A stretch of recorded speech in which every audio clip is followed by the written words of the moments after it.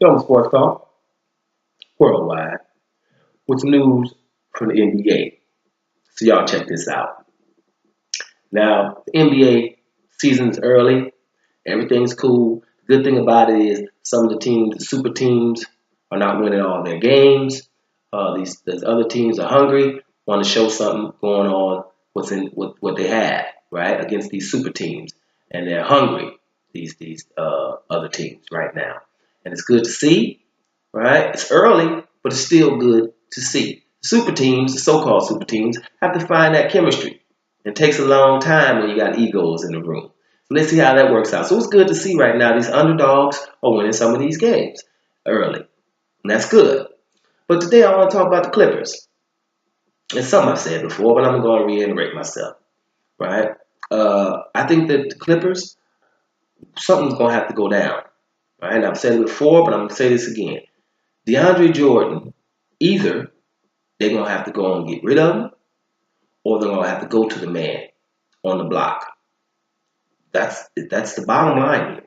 If that doesn't happen, nothing's going to change. They're going to win a few games. They might win close to 50, like 48 games or something like that. But they're not going to take the next step. No matter. Chris Paul's gone now. We're expecting Blake Griffin to have a great year. But they're going to do what the Golden State Warriors did. And basically, we're going to just take Blake Griffin out of the game. Can anybody else beat us here?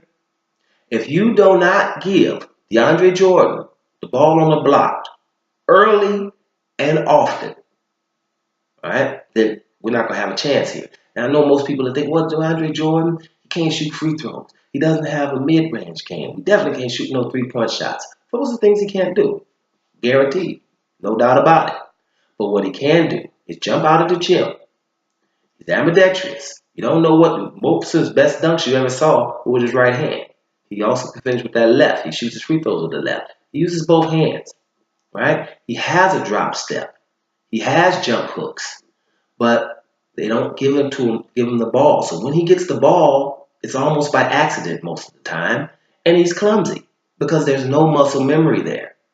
You have to give him that ball early and often and make his defender have to play some defense on him. Imagine the Clippers, with Chris Paul too, but now that's not the issue. But imagine the Clippers where DeAndre Jordan is getting double teamed on the block.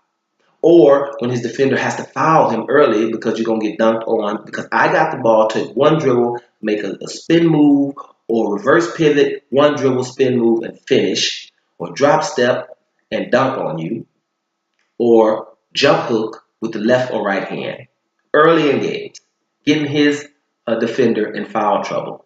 That would make them not be able to hack a Jordan at the end of these games. For example, and other things. It would open up the floor so people can't load up on a Blake Griffin. He's not going to have any room. Because the only thing you have to worry about with DeAndre Jordan is a dunk. Right? An alley-oop dunk. Pick and roll, and he's coming up alley-oop dunk. Well, it's an awesome highlight, but it's 2 points. And I think that at the end of the day, coach is like, well, whatever. You can have those. But Blake Griffin's not going to do something to initiate this offense. There's no room there. No one has to worry about DeAndre Jordan. And he's better than that. And here's another point. If they're going to plan on giving him about $30 million to just block shots and rebound, no, I think guys that just block shots and rebound, the 6'11", should be in the teens when it comes to millions. From 10 to 20 million, not more. You don't get nobody 30 million if he gives you no offense whatsoever. And it's not Jordan's fault.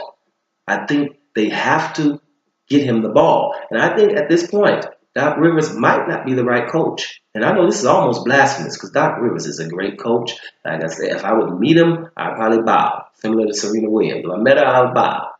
I'd probably bow. The man is a great trainer. But I think him and his team have not seen this one correctly. You're not going to win if DeAndre Jordan is just being used that way. And it's been that way for a long time, and I don't see why they don't see it. And I know what I saw before Vinny Del Negro left. He had seen this. They were giving Jordan in preseason games the ball and letting him go to work on the block. He can do this, guys. And especially if the teams if you would give it to him often, where he can make these mistakes. These clumsy mistakes are going to come in. And in the game, you're nervous, and then all of a sudden you got to get the ball and do something that you don't do that often, just in practice. You're going to make some mistakes. Coaches know that, and they don't risk it in the game. It's time early in the season to do so. If not, Clippers are going to be a marginal team. Nothing more. This is what has to happen.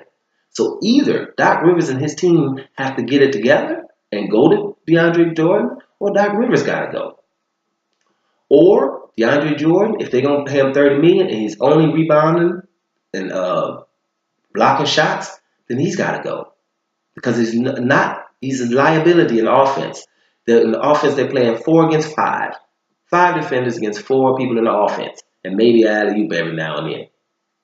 That's not going to work. DeAndre Jordan is a little bit more talented than that. Not saying DeAndre Jordan is going to be able to take you out and hit that mid-range jump shot. Right? So when you got the horns, you got him up there on the elbows, and they give him the ball, you notice his defender doesn't even have to think about going. And that's just at the free throw line, on the elbow. You don't even have to go out and defend him. You can go pretty much help. He's sinking off of him at the free throw line, which is ridiculous enough. That probably won't change. What I'm saying is give him the ball early and often in games.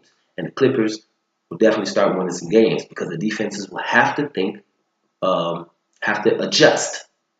And right now, anybody that's coming to play the Clippers are just saying, basically, we're leaving DeAndre Jordan. Period.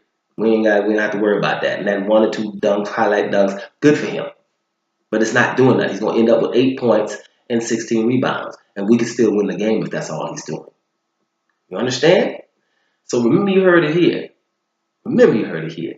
Either they're going to do that or the Clippers will remain marginal. Don't Sports Talk Worldwide. And I'm up out of here, y'all.